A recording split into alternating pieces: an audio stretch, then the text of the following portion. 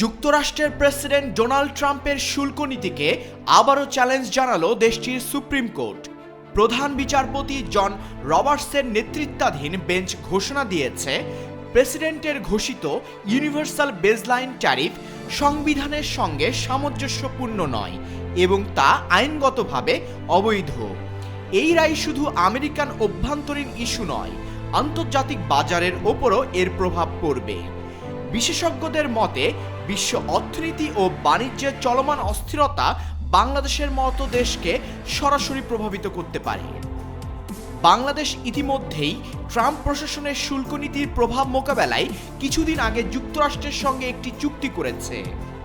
তবে চুক্তি সইয়ের পরও বিভিন্ন প্রশ্ন উত্থাপিত হচ্ছে। অর্থনীতিবিদরা বলছেন, সুপ্রিম কোর্টের এই রায় যদি দীর্ঘমেয়াদে শুল্ক নীতিকে প্রভাবিত করে, তবে বাংলাদেশকে চুক্তি ও রপ্তানি নীতি পুনর্বিবেচনা করতে হতে পারে। বিশ্বের বাণিজ্য যুদ্ধ এবং ট্রাম্পের শুল্ক নীতি যে দেশের অর্থনীতির ওপর বড় প্রভাব ফেলছে তা এখন আরও স্পষ্ট হয়ে উঠছে। আসাদুজ্জামান শুভ, চ্যানেল এস।